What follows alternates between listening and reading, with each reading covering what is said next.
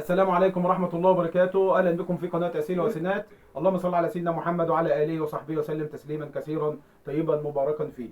أعرني سمعك وقلبك أيها المشاهد الكريم، عشان النهاردة هقول لك نصيحة مهمة، وهي إزاي تذاكر وإزاي تركز في مذاكرتك عشان الشيطان ما يدخلش عليك وينسيك المذاكرة اللي أنت بتذاكرها.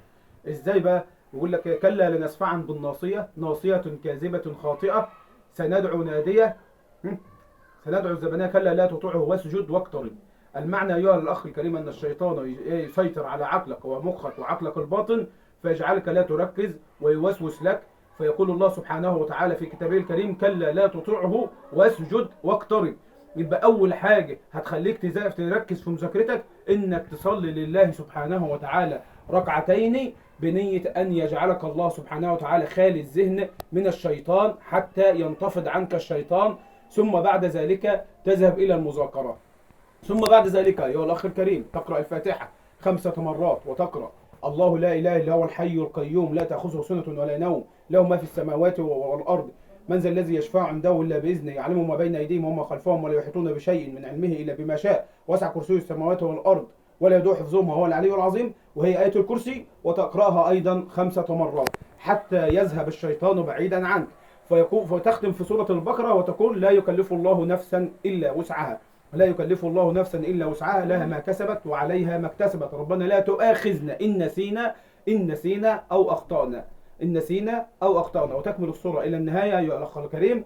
ثم بعد ذلك تقرأ وتقول يقول واذكر ربك إذا نسيت، واذكر ربك إذا نسيت. فدائما تجعل الله سبحانه وتعالى في الذكر أمامك. ثم تذهب إلى المذاكرة، وتكون في ساعة المذاكرة لا تركز إلا في المادة التي أمامك، ولا يشغلك أي مادة أخرى أثناء المذاكرة. يعني أنت بتذاكر في العربي لا تركز في الرياضة، ولا تشغلك الرياضة، واجعل ذهنك خاليا حتى لا يقول لك الشيطان أنت هتركز في العربي فهتنسى الرياضة. لا، ركز في المادة التي أمامك حتى يكون تحبها تحبك، بمعنى أصح حب المادة تحبك.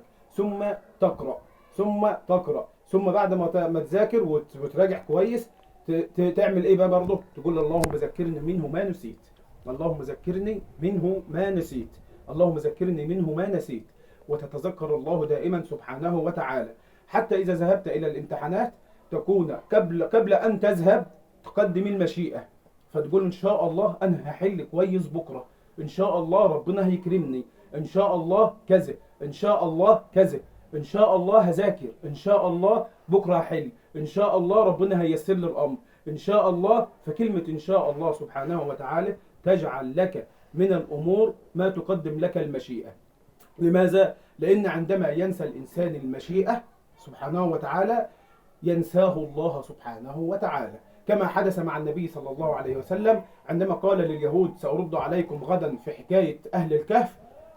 فقال له الله سبحانه وتعالى ولا تقولن لشيء إني فاعل ذلك غدا إلا أن يشاء الله واذكر ربك إذا نسيت. يبقى احنا هنا الذكر لله سبحانه وتعالى دائما وأبدا هو الذي يجعلك تركز في حياتك ويبعد الشيطان عنك، لأن الله سبحانه وتعالى قال إن الشيطان لكم عدوا فاتخذوه عدوا. لا تنسى أن عدوك هو الشيطان، وهو الذي يسيطر على عقلك ويشوش لك في مذاكرتك. أيها الأخ الكريم، هذا ما أردت أن أوصله لكم، ويا ريت لو عجبك الفيديو تعمل لايك وتشارك في القناة وتشارك في الخير وتعمل لايك وشير. ولو عجبك الفيديو يا ريت تنشره علشان خاطر تنولوا الأجر والثواب.